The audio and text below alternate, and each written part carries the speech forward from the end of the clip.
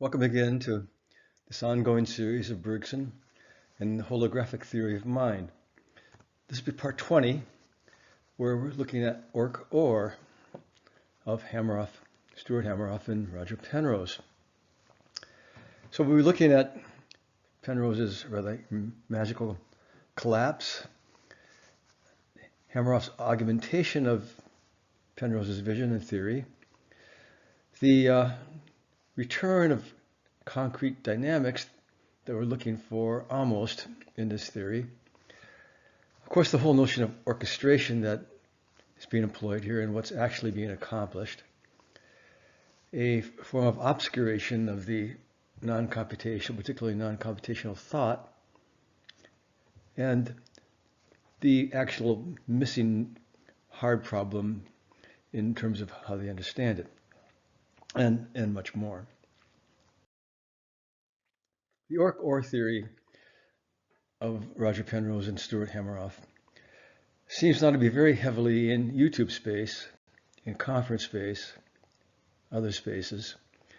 A recent 2017 interview with Jeffrey Mishlove says, "Your theory is the first, the only theory to seriously address the hard problem," which is interesting.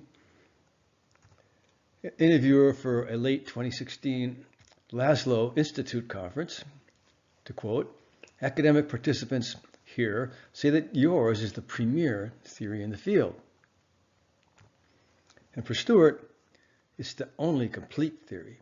We cover philosophy, physics, biology, general relativity, neurobiology, pharmacology, anesthesia. Friends, we can explain how anesthesia works to selectively erase consciousness." We know we're missing a few things here like memory, perception, cognition, but what the heck. With its quantum links, its non-computational stance, its biological base, its claim to solving the hard problem, it's definitely time to look at it. Now, how does it relate to Bergson? It's interesting to look at difficulties in theories, but it'd be nice to see a theory for once that provides things that can actually be of use. So can all the biological work it represents, which is a lot, be of use, be employed? Let's take a look at this tale of two cities, Oxford and Tucson. When Stuart tells the history of the theory, he notes that the current AI and neuroscience approach is at the level of the neuron. This is the fundamental unit of analysis, and for that matter, of network operation. But we have to go deeper than fundamental neurons. Every neuron is incredibly complicated, though we know its complexity per se isn't the answer. A paramecium doesn't have any synapses as normal neurons. It glides around, finds girlfriends, finds things to eat. So it's just not a network effect underlying mobility, apparent low-level consciousness, perception, etc. So most folks start at the neuron and go up, and they go from maybe hundreds of hertz to hertz in terms of frequency. So from 100 per second to 1 per second. But if you go inside the neuron, we know that the microtubules have dynamics. So what if you go downward? Well, if you dive downward, down to the level of microtubules and quantum oscillations of even lower groups, you move from kilohertz to megahertz to gigahertz, which is a billion a second, to terahertz, which is a trillion per second. So we see a scalar hierarchy extending downward inside the neurons. He notes that it's interesting that the biggest advancement has been in deep learning, where we're adding deeper levels into the network. Now, I think this is probably a bad analogy. The extra levels that deep learning networks use have little to do that I can see with increasing frequencies, but be that as it may. As he likes to note, with respect to the artificial intelligence view of the brain, they see things as roughly comprising 100 billion neurons in the brain. Each of the neurons is switching at, say, 1,000 times per second. and each is connected with 100 synapses. So he says 10 to the 11th times 10 to the 3rd times 10 to the 3rd gives about 10 to the 16th operations per second. It'll actually be 10 to the 17th, but he uses 10 to the 16th, so we'll stay with that. So then they say when we have a computer that can do 10 to the 16th operations per second, we'll have brain equivalents. We'll have consciousness. And he says, just give us another couple billion, as the AI people like to say, and we'll build it for you. This is their promise. Stewart notes, I had been studying info processing in neurons for about 20 years in the 70s and 80s. Stuart had even written a book on quantum computing, ultimate computing there above. And he was going around AI conferences saying, to quote, you guys are naive. If you look at the level of microtubules, you have about 1 billion subunits or tubules per neuron, switching at about 10 megahertz. And that gives you 10 to the 16th operations per second for every neuron. There's enough info processing in one neuron to match what you need for the whole brain. The above would give something like 10 to the 27th operations per second. So, in other words, he was saying AI's goalpost is way further down the field. The AI prelates were not happy with Stuart. This they did not want to hear. So one day someone said, okay, wise guy, say you're right. How are you going to explain consciousness? He basically threw the hard problem at me before it had been coined, Stuart said. It was coined by Chalmers in 1995. Love, joy, fear, emotions, consciousness. How from the microtubule level even? For notice, Stuart is still talking operations per second. He went from 10 to the 16th to 10 to the 27th operations. He just added more operations to be equivalents by AI to the problem. Just made it harder from a numerical point of view. He changed nothing qualitatively. And the difficulty here that makes this discussion difficult is that there's a fundamental equivalence here between hertz or frequency, megahertz, terahertz, whatever, as just more operations per second. It's not so much indicative, this hertz, this frequency, as a part of a concrete dynamics, but just as computations. So Stuart is just exacerbating the problem. Or as he also says, you wake up and bing, one of his favorite words, there is the external world, consciousness. How? Stuart admitted he didn't know. It's, even the microtubules, just more reductionism.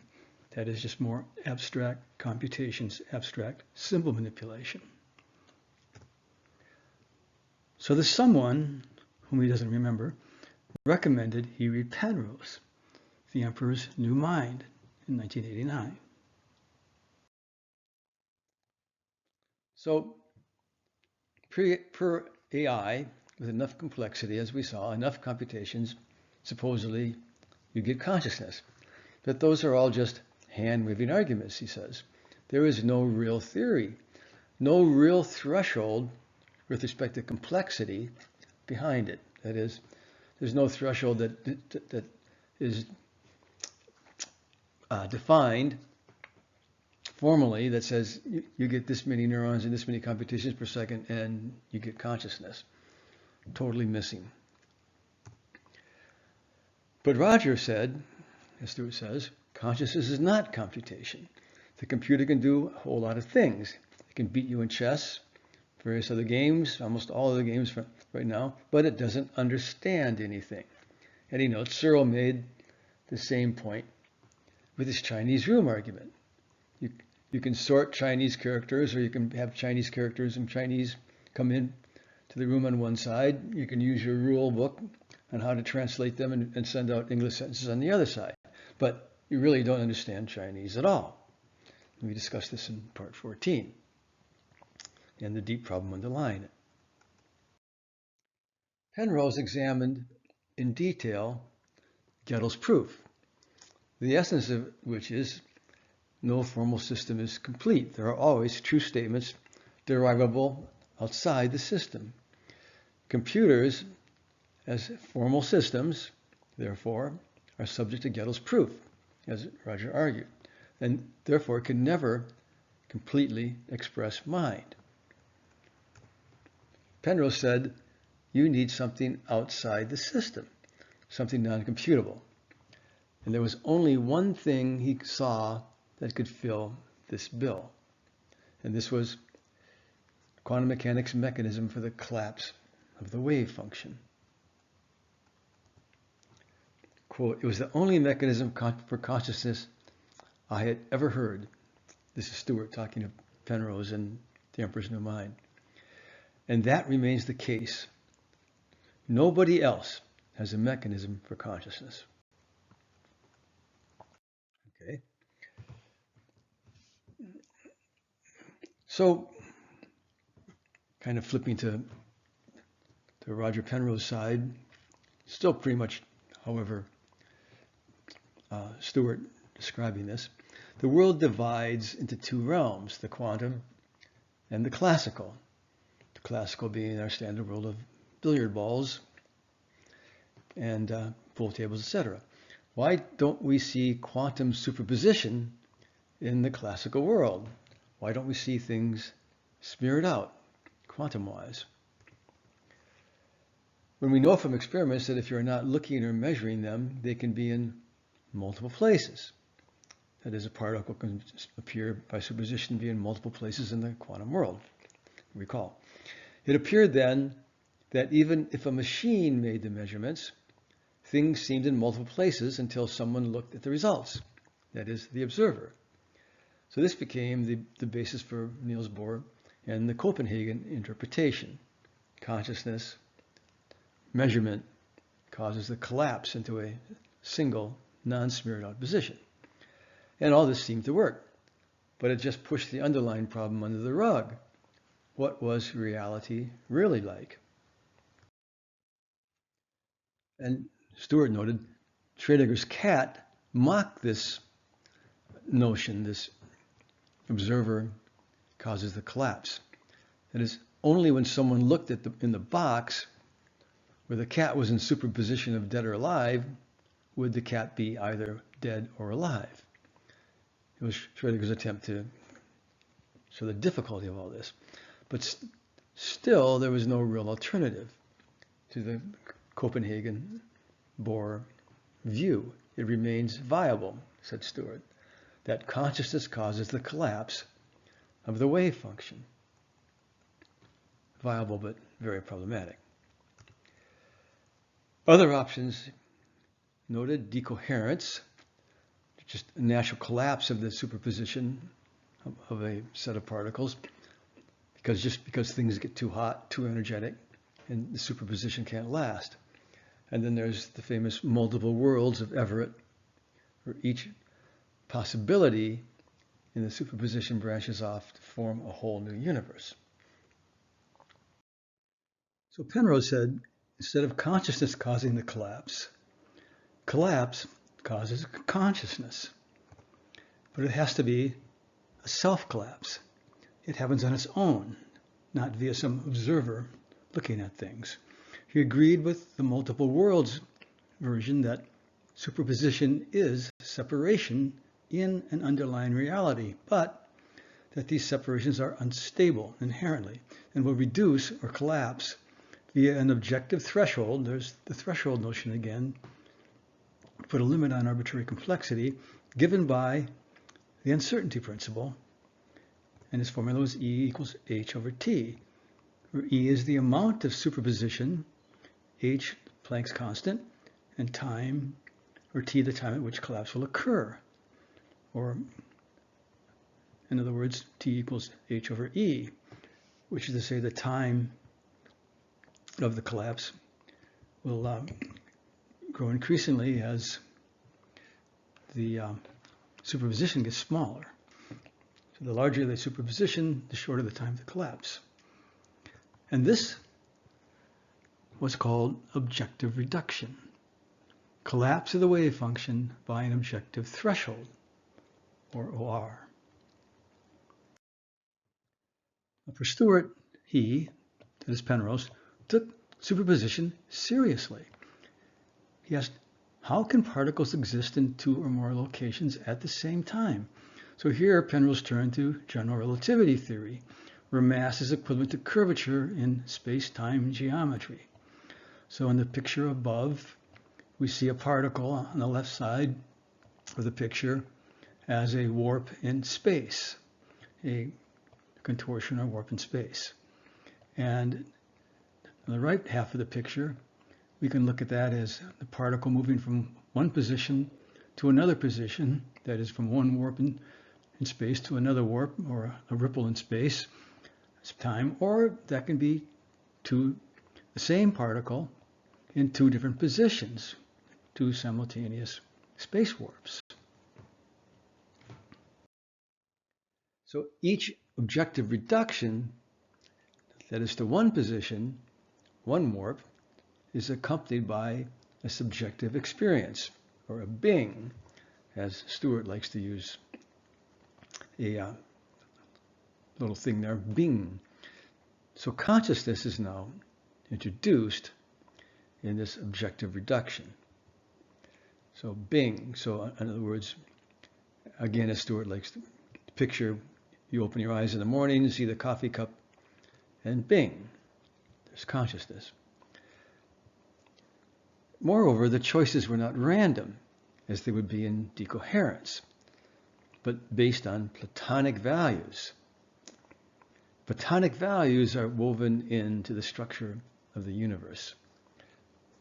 And of course, if one reads Penrose, The Emperor's New Mind, and Shadows of the Mind, one gets some discussion, particularly from the mathematics point of view, of justification for Platonic values, the notion that these mathematical truths somehow exist in the universe in and of themselves. So this is an entirely coming off the wall as far as Penrose's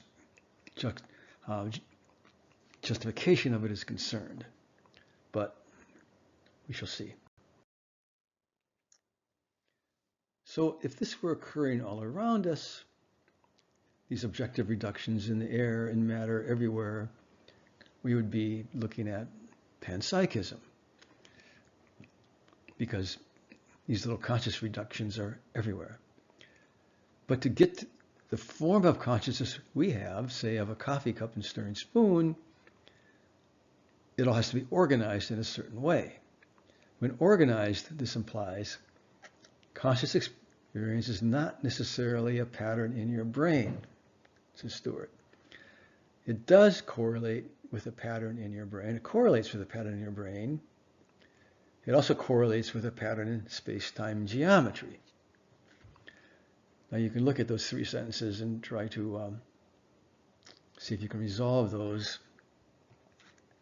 I think they're pretty slippery, but we move on. The essence, he says, of the redness of the rose reproduces the same pattern of space-time geometry in the gal's brain up there. So we have space-time geometry that defines the rose in the external field, and then somehow in the brain we get the same space-time geometry that defines the rose. Yes, this is getting a little difficult to get. So we have to stop for a bit. My plan here is to go more deeply into Stuart's neural structure and biological augmentation of Penrose. This might give us something to ponder with respect to Bergson's theory. More precisely, can we extract anything on how the brain might implement a reconstructive wave? My initial comment, as you can get the sense, if one thought Tesla, Alexanderson, Steinmetz, Dollard, ether theory, Bergson, and holography are far out, well, there certainly is no need to be embarrassed.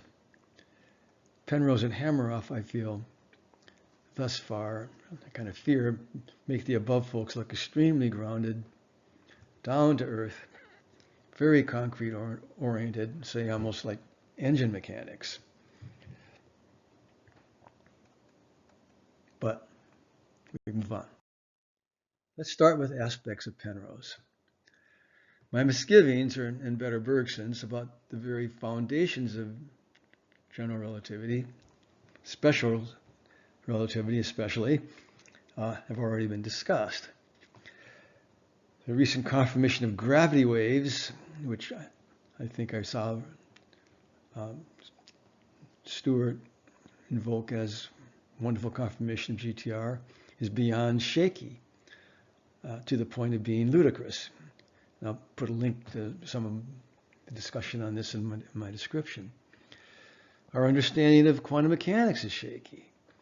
There's real possibility that quantum mechanics is but a partial grasp of the ether, as we talked last time, or in part 18. And, I know Stu says quantum mechanics underlies our electronic technology, all of it, which I think would be a surprise for Tesla, Heaviside, and Steinmetz. But ignoring all this, how is this a particle can have two or more positions in the fabric of space-time? An explanation of superposition. I say it's nothing but a redescription of superposition, not an explanation. This is not explaining quantum superposition. It's just recasting the same problem in the very high abstraction of a paper warping of space-time that general relativity expresses.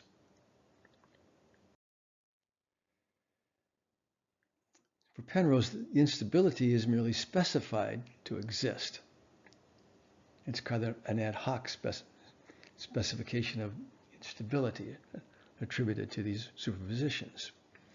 That nice T equals H over E formula might be descriptive, but it does not explain why the cat can be dead or alive forever until an observation.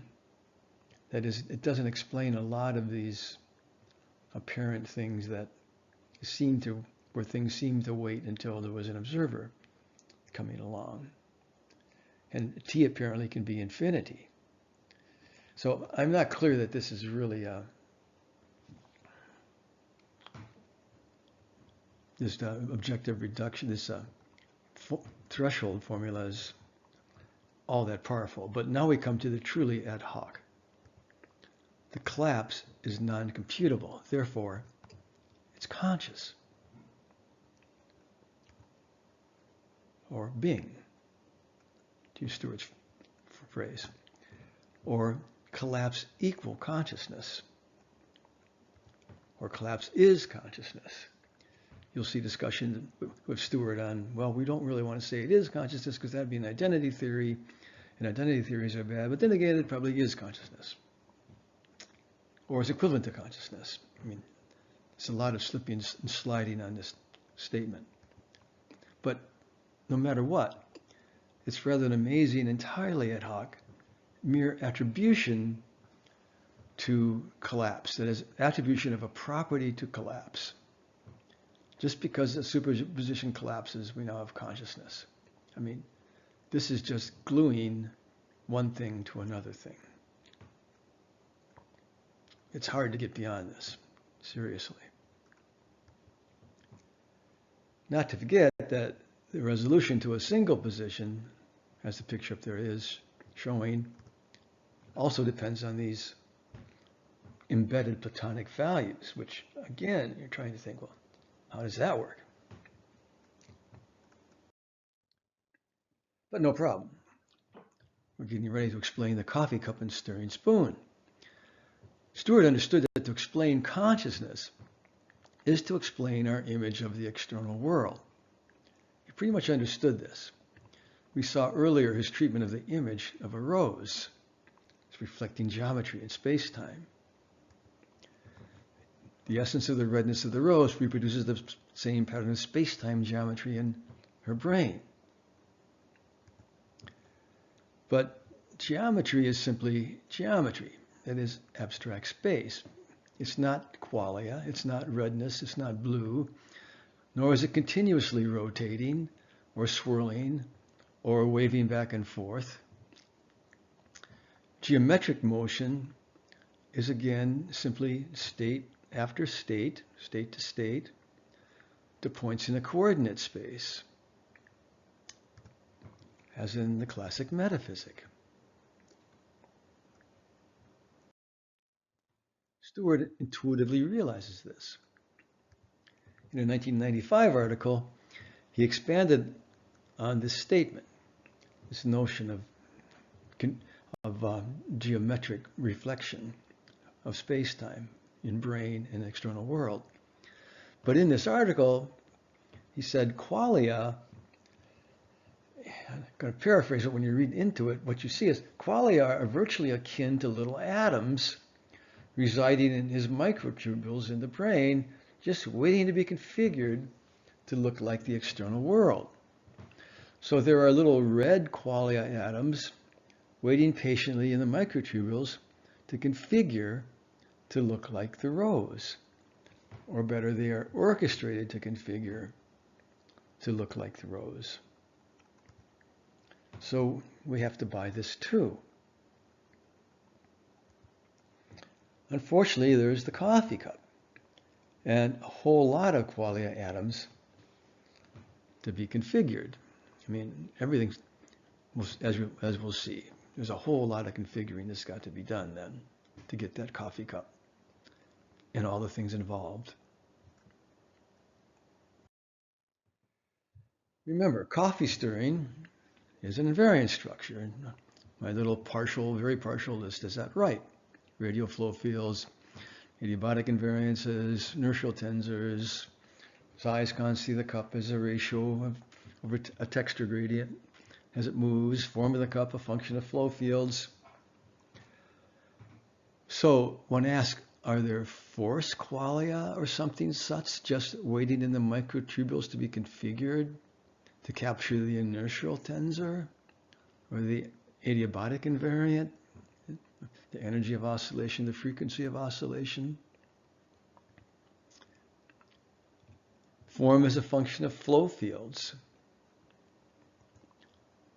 Remember the rotating cube, the Gibsonian cube, where the sides are flow fields, and the features are simply sharp discontinuities of these flows. So are there form qualia in the microtubules? Are there form qualia for wobbly plastic-like knot cubes, as in the strobe rotating cube, when it's strobed out of phase, as opposed to the nice rigid cube when it's strobed in phase? Form is not just color.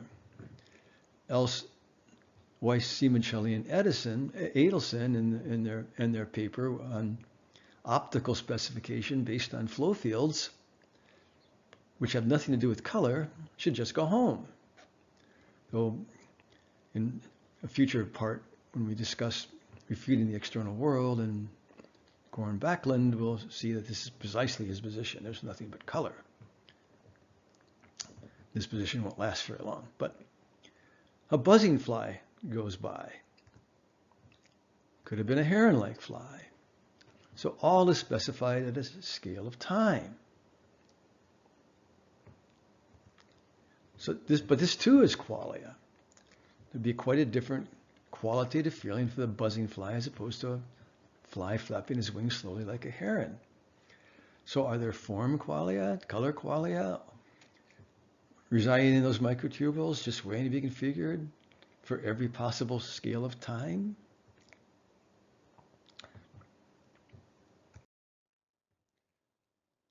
But Stuart endorses the concept that the series of collapses, as we'll see, corresponds to a series of snapshot moments. That is, our experience is a series of discrete snapshots. But then we have to ask, how is it possible that we perceive dynamic events, flows, continuous extents in time, stirring spoons, buzzing flies, rotating cubes. Now we need a theory of memory that strings or glues these discrete moments together to form a continuity. But Orch OR has no such theory. It doesn't even know it's a problem. Orch OR lives in a static world. It is the world of the frozen rose, or the classic metaphysic. We have seen that the brain does not dwell in this metaphysic, could care less about it. It doesn't dwell in the world of snapshots. This is a concept, a geometric, conceptual concept that the brain isn't worried about. Derived from the brain, but not the world in which the brain dwells. Further, all of this is in the brain for Stuart, in the head. Quote, we take it for granted that when we open our eyes, bing, the world appears inside our heads. This is simply indirect realism. We're not actually seeing the cup out there directly in the real world. It's all inside the brain, with all the problems indirect realism therefore takes with it. Remember, in the brain there are only chemical flows to pick a level, or microtubule firings to pick a level. Nothing in the brain looks like the external world, the coffee cup and the stirring spoon. Stuart's trick, as already noticed, to say qualia exist in the microtubules, waiting to be configured in correspondence to external space-time geometry.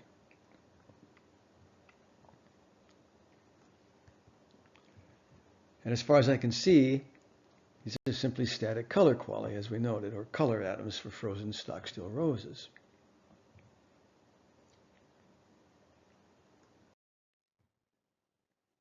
Now, Stuart lists the potential solutions to the hard problem in one of these interviews.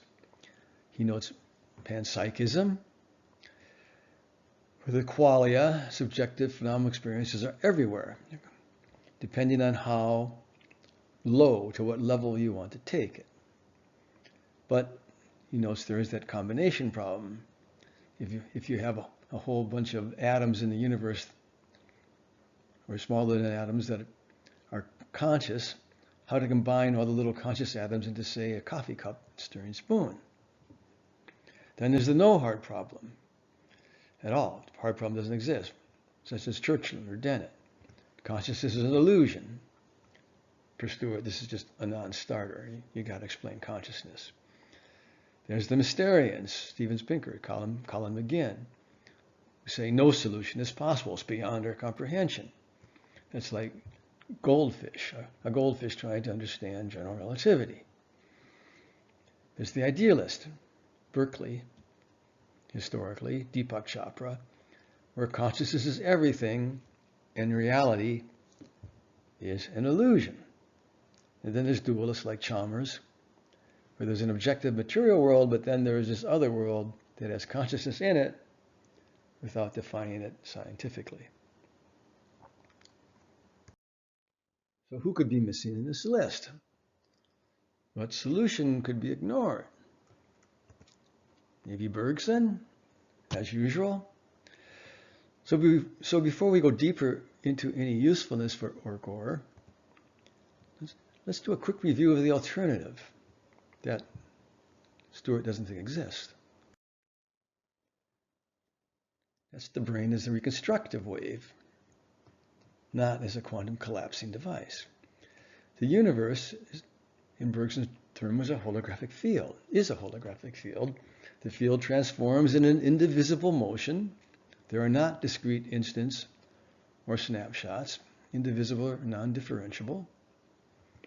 The brain serves as a reconstructive wave passing through this holographic field. This is the dynamics that the brain is involved in supporting. That's as concrete as an AC motor. This wave is specific to a source or sources within the field, or to a subset of the field. By this now, an image of the field. That is, the brain is affecting an optical solution to the specification of an image. That's very well defined. The image is right where it is specified to be, within the field, not within or inside the brain. But it is an optimal or probabilistic specification of the field due to the very fact that uncertainty is guaranteed. Because of continuous flow, continuous change, no instantaneous value can ever be specified. The image is a specification of a past motion of the field, of a past extent of the indivisibly transforming field. The indivisibility providing the primary memory supporting the perception of flowing events. Via the brain's dynamics, the image is specified at a scale of time, a buzzing fly versus a heron-like fly. It is the invariant structure of events that modulates the brain to these various complex frequency patterns that specify different events, be it stirring spoons, buzzing flies, falling leaves, herons going by. The information selected from the vast information in the holofield is that related to the body's possible action. That is, event invariant structures integrally link to the action systems. Action modulates visual processing, which is why the motor areas have reentrant feedback to the primary visual areas, for example, V1, modulating visual processing. Thus, perception is virtual action.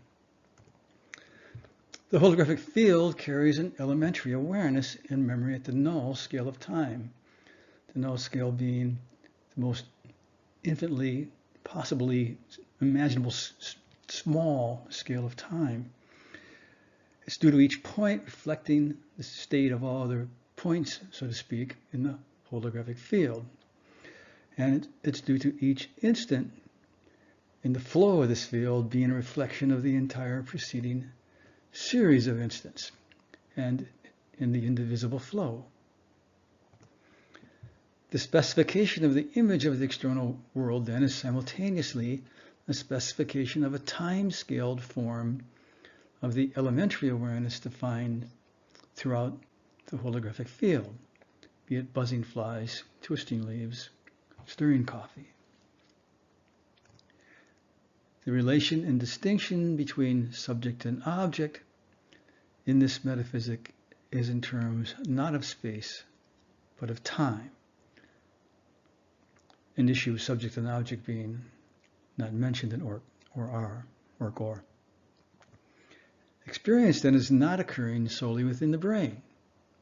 Therefore, it cannot be stored solely within the brain, implying an entirely new, different model of memory.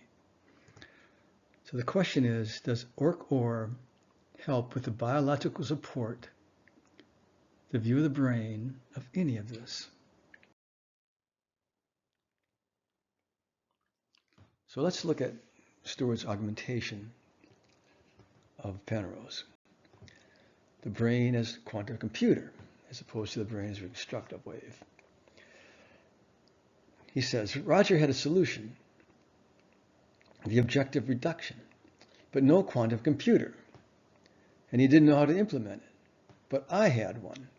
I thought microtubules could be the quantum computer, and OR, the mechanism I was looking for.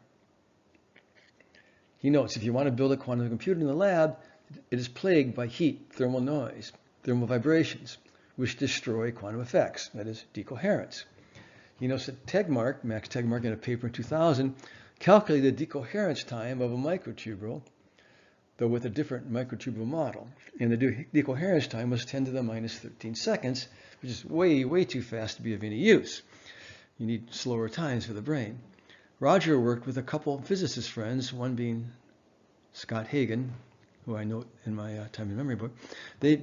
They changed the separation distance in the microtubules that Tegmark had used, and a couple of other things, and the result, 10 to the minus fourth, which is close, but not quite there yet. But, as he notes, this actually turned out to be plenty. A researcher named Anirban, and I'm not going to try to pronounce his last name, it's there for you, showed quantum resonances in microtubules from terahertz to gigahertz to megahertz and down to kilohertz. That is, 10 kilohertz is 0.1 millisecond, which is what we predicted. Anirban's results verified Stewart's prediction. So what we have is resonances going on throughout the brain, at the neural level, neuronal level, subneuronal level, the microtubules, and even below to the quantum level. Resonances. But he says, all that is still just geometry. Remember, he still has this intuition, which is how you get the hard problem. That is, he totally understands you still just have abstract space. And all of these levels must be orchestrated together to get what we know as human experience. The coffee cup and stirring spoon. Time out for a second. But note, the brain is still just a Turing computer in this conception. It's a Turing class machine. Even though quantum is a quantum Turing class machine. With something added. Quantum mechanic consciousness magic for each collapse. So the question is, what else do the resonances do? Where's the real concrete dynamics? The motor dynamics? That's the question. All we're really having is a quantum computer with this strange attribution addition added in that we have consciousness associated with each collapse. We need some real dynamics, real concrete dynamics. Can we get there? So the orchestrated is appropriate. Consciousness is more like music, Stewart notes, rather than computation. So in other words, a pure Turing machine is really not equivalent to an orchestra with all the dynamics of music, notes, tones, chords actually played in sound. You have this multi-scale vibrational hierarchy.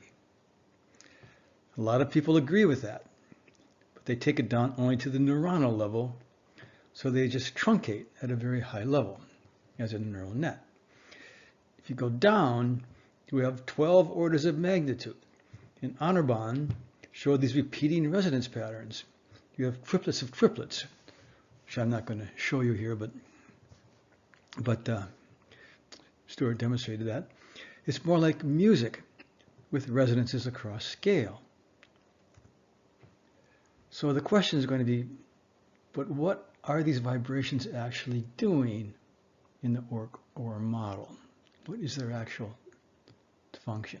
They're sort of epiphenomenon right now, unfortunately.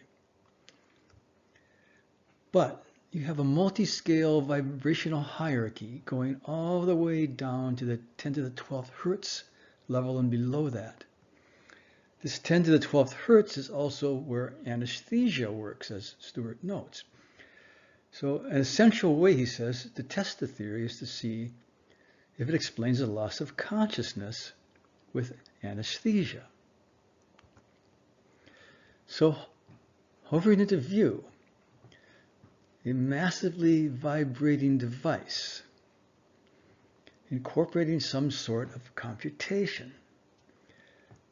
Yes, kind of a very complex wave, a device that is itself a very concrete, vibrating complex wave that somehow incorporates computation, or at least perhaps a new notion of computation. This is what we're seeing. So, talk anesthesia for a second. Anesthesia is held to work on membrane proteins normally, serotonin, certain receptors. Anesthetics do bind to them, but not to all, and one will open a channel, another will close a channel. There's no unitary mechanism for how these anesthetics work. So this theory on binding to membrane proteins has been discarded. Well, what happened? Why does that happen? Because quantum coherence was discovered in plant synthesis, but this works in sunlight. So the idea that you need absolute zero temperatures is out the window now for quantum coherence. He says, if a potato can figure out how to use coherence, our brains can too. And in fact, Anirban has shown that with his technology and his nanotechnology experiments, that I could have this coherence at this very low, high vibrational level. Now, Eckenhoff, with systematic experiments, showed that anesthetics bind to 70 different proteins in neurons, half membrane, half protoplasm, including tubulin. He did an analysis then of which genes were turned on, giving an idea of which proteins were inhibiting the function, that is, consciousness being the function. And it turned out that tubulins were the answer.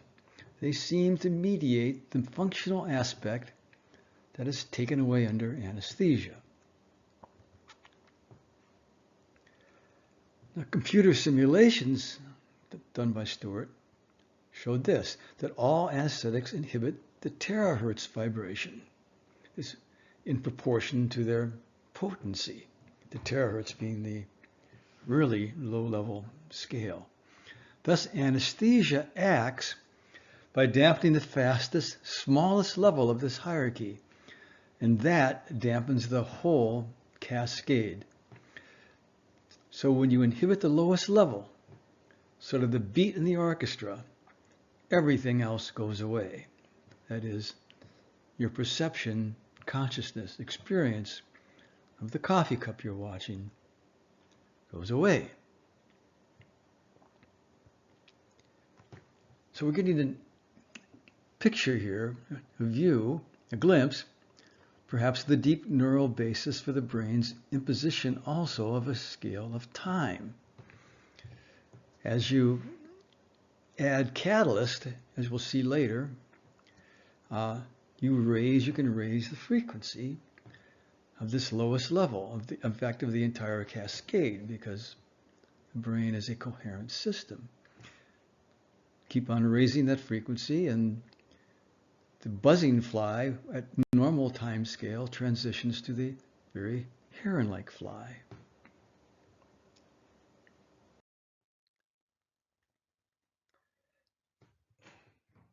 We'll come back to anesthesia for a second, but he also moves to Alzheimer's. The cilia of the paramecium contain structures that are also found within our neurons.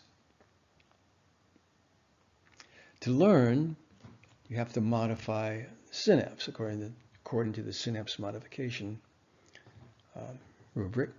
So you must transport material from the cell body at the left to the synapse, say on the right there in my picture. This is accomplished by the same things in the paramecium, dyning and kinesin. These transport material to a specific place in the neuron. It has to jump from microtubule to microtubule. It has to go to the left or the right at every branch point and get to the right synapse. So I have the D's and K's, the dynein and kinesin, carry their cargo. And how do they know where to get off? What is their guidance mechanism? Well, a protein, tau, related to Alzheimer's, is deposited at certain locations along the microtubules. It's a kind of code, or traffic signal, telling the kinesin to get off here and deliver your stuff. So this is a form of memory for Stuart.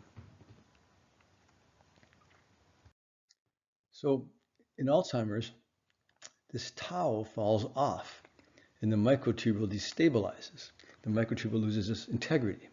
As the picture on the right shows, the microtubule starts to fragment. The little microtubule set on the right starts to fragment as though under a Hurricane Irma. And so the symptoms occur of Alzheimer's, gradual memory loss, when the microtubules fall apart. Now we're going to drop this little subject here. I think it's interesting on memory. It's not, and we'll come back to memory a bit more with Stuart here. I put these two slides in here because I think it's interesting development, but not necessarily, or in any way, a theory of memory storage, or what's actually happening to memory in the brain. But but we'll move on. So back to anesthesia again, though we do need that concept about tau coming up. And going back to Plato, what's happening in the brain as you were watching the coffee cup? Well, the light comes off the cup and the info comes into the thalamus, and it takes 3 steps, 3 ways for consciousness to occur. In vision, the first step is back to V1, the primary visual processing area. The second then is to the front, to the prefrontal cortex. And then the third, which seems to correlate with consciousness, my green arrows there, and this is why it takes 300 milliseconds to have consciousness and vision. So all this has to happen. It's this third wave, and only the third wave, that's affected by anesthesia. Which is strange, Stewart notes, for the neurotransmitters are all pretty much the same across the 3 waves. But just this wave, the third wave, is affected. It's only the third wave that is conscious, in Stewart's phraseology, and it's only the third wave affected by anesthesia or anesthetics. So let's do a little time out here. So rather, we could equally say the entirety of the dynamics supporting the reconstructive wave, to include that third green wave, must be preserved, does it not? Else, there's no specification of the cup. You can't just destroy a piece of the reconstructive wave that the brain is serving to create and still think you're going to see the cup. Then I'm going to add one more little question here. What would Stu say if I cut the connection of motor areas to visual areas and the cup was no longer seen either? Yes, you're still conscious, but you're no longer seeing the cup. This is exactly what was done by Nakamura and Mishkin, and was discussed by Weiskrantz, his 1997 book. And in effect, the monkeys that had these connections cut went blind. This is perfectly consonant with perception as virtual action, because I can't relate information to the action systems anymore. Just a question. So if we drill down a little more, there are 3 waves in the cortex. You see the third wave that we were discussing, the last wave, coming into layer 4. So that's this wave coming into layer 4.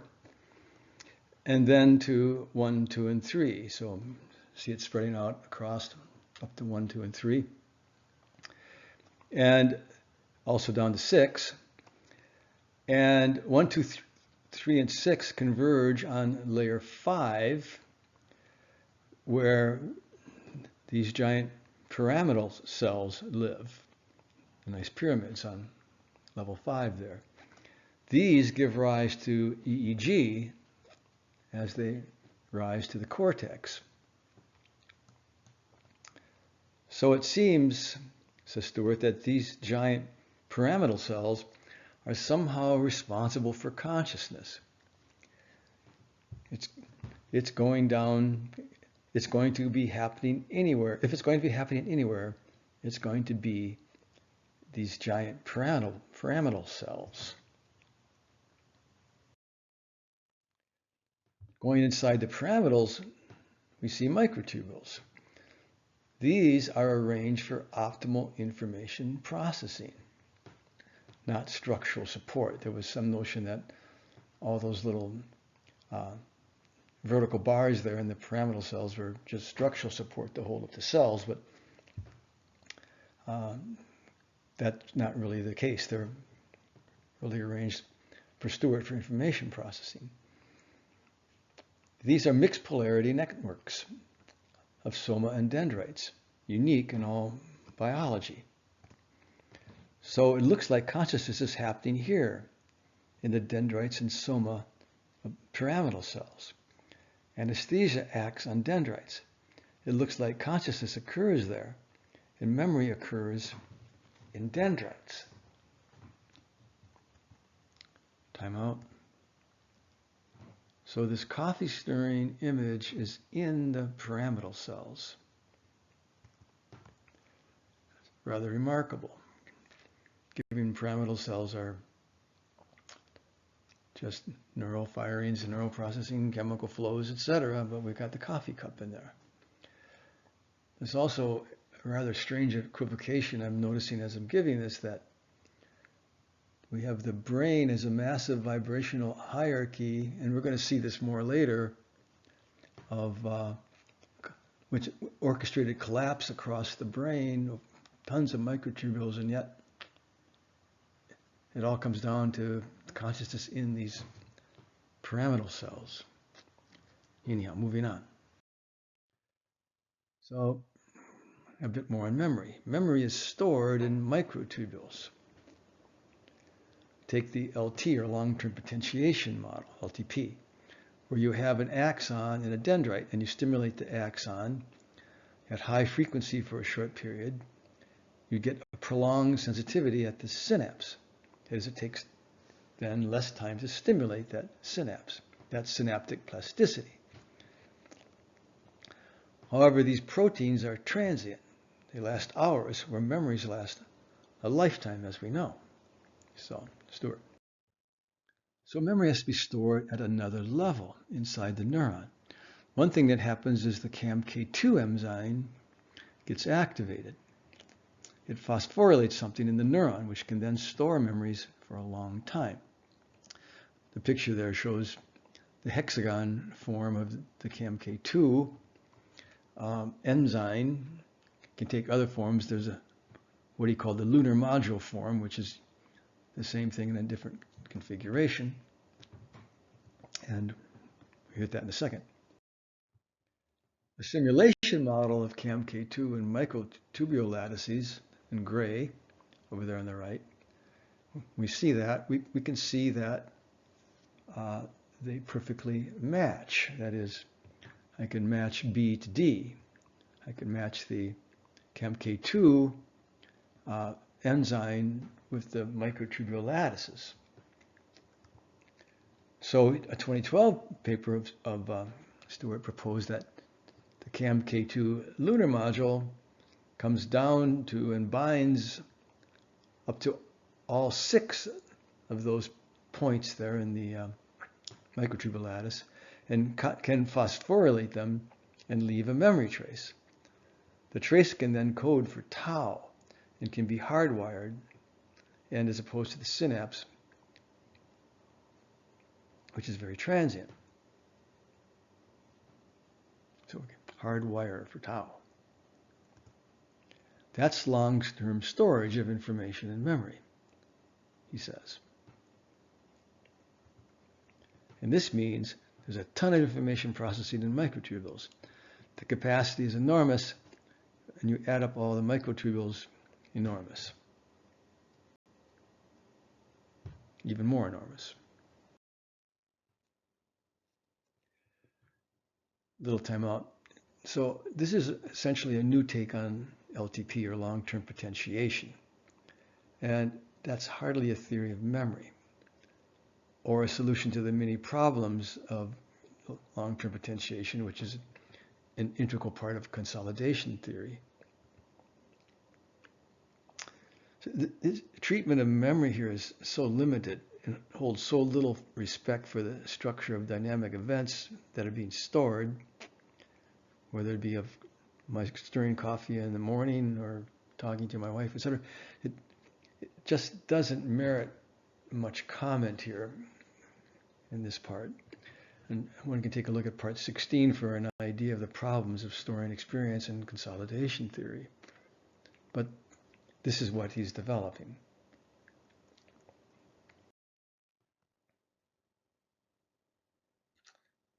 So back to consciousness. In the orchestration metaphor, Stuart uses this metaphor. It's like he knows when you go to a symphony, the musicians are all warming up, and you just have random noise, a rather disturbing random noise of the musicians playing the symphony. And then the conductor arrives, and therefore the orchestration, this begins, and voila, we have a symphony, highly patterned, beautiful pattern. What the brain does, he argues, via the microtubules, is organize all the individual beings or conscious moments into a music or analogous to it. It's more an orchestra than it is a computer. So he says orchestration has to do with what happens inside the microtubules, inside the neurons. Basic idea, inside neurons are tubulins, which are basic qubits that can do quantum computing. When they reach a certain threshold, they self-collapse with a moment of bing. And the tubulins are aromatic amino acids, tryptophan and phenylalanine, and one other I didn't quite catch, which have these high resonance clouds, which are quantum structures. And he notes here's where anesthetics act in the microtubules. So the ring structures, like above, the benzene ring, are very important. And the 3 extra bonds, which I'm showing there at the right, I blew up a little bit on the left there on the picture on the bottom. The 3 extra bonds can rotate or switch and actually go into quantum superposition. So you can get quantum superpositions with these smeared out kind of effects with these ring structures. So these rings can form high resonance clouds where the electrons are smeared out over the whole ring. A quantum effect, not at any one place, but everywhere at the same time. These high resonance clouds, he notes, are important in consciousness because anesthesia acts where they are in the brain, and psychoactive drugs depend on these, like LSD, DMT, psilocybin. These promote quantum resonance clouds. They push quantum resonance into the receptors, so the receptor becomes more in the quantum realm. On the flip side, Meyer and Overton showed that it takes the same amount of anesthetic gas pressure for all animals. It takes the same amount, proportion, to put us, a people, to sleep as for frogs, chipmunks, rats, dogs. The common factor in all these gases they looked at was solubility in olive oil, which lines up, Stewart notes, with the benzene ring type molecule. The more soluble in that medium, the more potent. So he says that's where consciousness occurs in the brain. Anesthetics, less conscious. Jack it up with LSD, more conscious. Now I would say with LSD, we're probably talking, or all of these, we're talking different types of consciousness, perhaps rather than more or less. LSD is certainly involving a change in scale of time and time perception. DMT is another whole question. I noted in a short discussion of that at the last chapter of my Time and Memory book that if our brain apparatus as a reconstructive wave is tuned to specify this ecological reality we live in, this channel normal, shall we call it, DMT appears to be opening us up to yet another channel, another different reality. It's worse than we think. So in 2002, he notes we changed from protein changing shape, which takes too much energy, to oscillating dipoles. You have a dipole going up or down, low energy. And the dipoles can go into a superposition of both states, up or down, a qubit, a quantum bit. Basically, you have superposition, then the collapse at time t and bing, and then start again. So choices, that is the choice of what state is resolved out of the superposition, is again via Platonic values.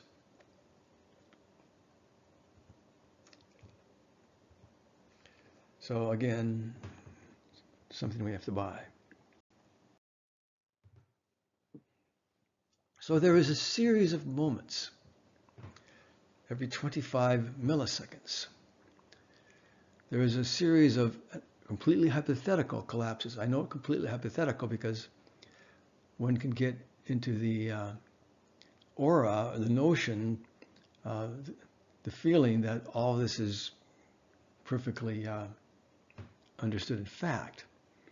So there's a series of completely hypothetical collapses, each orchestrated across a superposition comprised of an immense number, it is 2 times 10 to the 10th tubulins.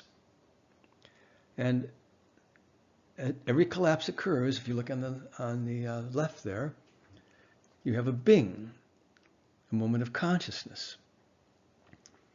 And so the picture is showing that you have this buildup of superposition. Every arc of the curve, you have the formula there, so you have a certain amount of superposition, E sub G, which is a pre-conscious superposition of tubulant states, shall we say, involving at least 2 times 10 to the 10th tubulins. And then to match the gamma synchrony EEG of roughly 40 hertz, this corresponds with this number of tubulins with that E sub G equals H over T formula to a time of every 25 milliseconds, you get a collapse. Notice the picture in the collapse that the bing is a direct vertical line of no duration. Collapse, bang, no duration. But every collapse occurs, you have a moment in consciousness. Time out. But what is the duration of a collapse? The vertical line indicates it's 0. So we have a series of 0 duration instance of experience. Yes, this is kind of a Zen koan to contemplate.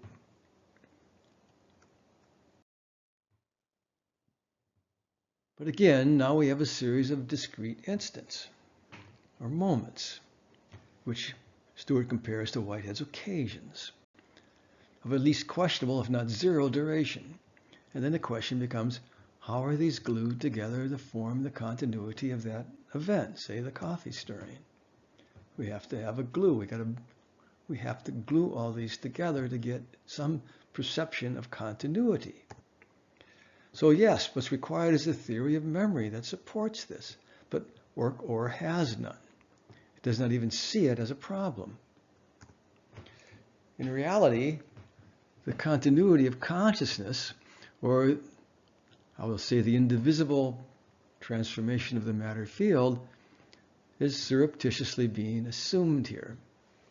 Otherwise, we have simply discrete state, picture of stirring, then another picture of stirring, then another picture of stirring, no continuity, and we don't even know the duration of those pictures. They're instantaneous. So if real, if this collapse, this series of collapses is real, for the sake of argument, this is at best a very vanilla orchestration. What I mean by that is described as a recurring generic collapse of a superposition of a large number of tubulins, but it has no particular relation to an external event. Yes, I know Stuart would say, well, Qualia and all these microtubules are configuring too, or configuring, but this is just too logically flawed. This whole notion of Qualia and microtubules, as I've already noted, it's not even worth any more consideration. And in truth, it's just a new form of the combination problem, getting together all of these Qualia in some sort of actual coherent form that represents the external event. But remember the original metaphor. From random musician noise, the conductor arrives and begins conducting a symphony, a highly coherent logical pattern a beautiful pattern. So the reality of the orchestration is much richer. From noise and a massive number of tubulins, or musicians, we get the coffee stirring event with all of its richness, flows, colors, swirlings, kinesthetic invariance, etc., dynamics. So how? What underlies the true principle and complexity of orchestration? Metaphor for metaphor, if I were to go back to the orchestra, it'd be as though the conductor arrives on the scene and the musicians begin playing every 25 milliseconds their own particular note, a D, a G, an A, a C, and they just play that note or some note of their choice simultaneously every 25 milliseconds. There's no particular structure involved. The question is, how do we get the true structure of events specified, that coffee stirring? So what is the actual neural processing background upon which these collapses are occurring, hypothetically? Whatever it is, it must be a function of the invariant structure of the event. Back to that again. The dynamics of the brain must be reflecting the invariant structure of the ongoing event, the radial flow field, the adiabatic invariance, the inertial tensor, the form of the cup, function of flow fields, etc. The invariants are amodal or cross-modal. For example, the inertial tensor, embodied in kinesthetic flows, is coordinate with the radial optical flow of the stirring coffee medium and surface. The adiabatic invariant, the oscillation, energy of oscillation, frequency of oscillation, is coordinate with the clinking of the acoustic, periodic clinking of the spoon. Another example, just out of the coffee stirring mode, the looming, that is the expanding radial flow field of the surface of that, front surface of that engine as it approaches us, of the train engine, and is an optical flow, is coordinate with a wide range of frequency values expressed by the Doppler effect, that is an acoustic effect as the train engine passes by. So what you have is amodal information. And this amodality is the natural basis for the famous binding problem, where the binding problem is asking, well, how are all these aspects of the event, the acoustical, the optical, the kinesthetic, the olfactory, all bound together? But never is this amodality of the invariance laws and structure defining event considered. But all this has to be going on in the brain while watching coffee stirring. There has to be the reflection of the invariance structure and laws of the event in the brain. So any model of the brain must incorporate these invariant structures. A model, no matter how quantum, is worthless unless it is dealing with these structures and laws. Orch OR not only does not deal with them, it would actually exacerbate the problem of incorporating them. Because Orch OR is locked in the classic spatial metaphysic with its strange ad hoc, that is collapse equal consciousness, ad hoc magic, mixed in. Again, because you're dealing with dynamic flows and invariance defined over time that do not exist in instance, invariance that do not exist in instance, Orch OR just exacerbates the problem of dealing with this dynamic flow. So against this event processing background, what is the actual relevance of Orch OR's punctuated collapses? Other than the strange ad hoc attribution of consciousness being somehow involved. Take this a moment in the context of the non-computational thought that Penrose advocated in the Emperor's New Mind, a concept which infuriated the AI folks and caused just an enormous amount of massive criticism on Penrose. Non-computational thought. Remember, he tried out that proof on top there of a method of proving visually the non-stopping computation of an hexagonal number, which if folded into a three-sided cube and then added to the previous cube, is always a cube. That is a proof showing that successive hexagonal numbers, when added, always add to a cubical number. Remember our little discussion about the 5-year-old child that Wertheimer noted that turned a parallelogram into a cylinder, asked for scissors to cut it so she could compute the area, turning it into a rectangle. A highly dynamic transformation of non-computational thought. Or the odd-even rule, invariance over rotations as beads go into a tunnel, that Piaget discussed as one of the defining subjects or expositions of his concept of operational thought, or the ordering of two flows of water, likewise. All perfect examples in line with Penrose of non-computational thought. But a collapsed equal consciousness mechanism does nothing to support this vision. Rather, it only obscures. As discussed in previous parts, Penrose had actually gravitated to a form of thought, cognition, that requires invariance over transformations. Each of those cube stackings is an invariant, a preservation of an invariant, in the invariant form of the cube. To support this form of thought, we need first a theory of the image of the external world, and then a model of retrieval, a memory model of the retrieval and manipulation of these images.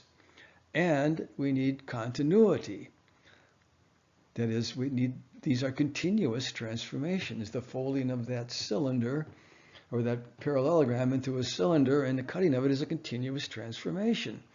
Thus you need a device, namely the brain, embedded in an indivisible flow of time, or equivalently within the non-differentiable transformation of the matter field of which it's intricately a part. All of this is missing in Orch OR. So what I'm saying is the whole notion of non-computational thought is just being obscured in this model. And furthermore, you do not need these periodic collapses of Orch OR to support non-computational thought. You need what I listed.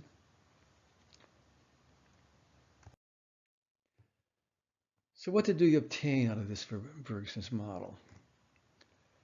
Well, the concept of a vibrational hierarchy, I think, was an interesting glimpse of where things could go. Here with the findings involved, that all the biological findings, we've at least moved closer to a concrete dynamical view of the brain.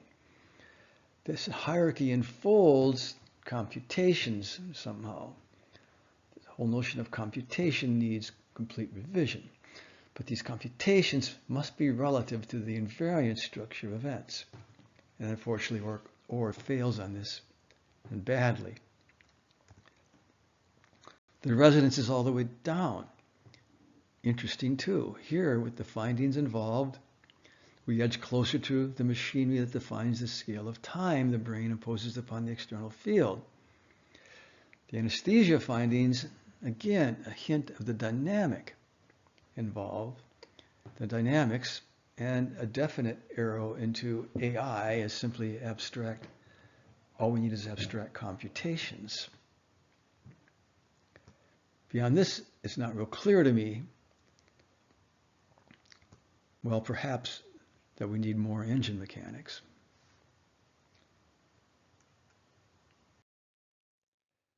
So down the road, still thinking about deep learning,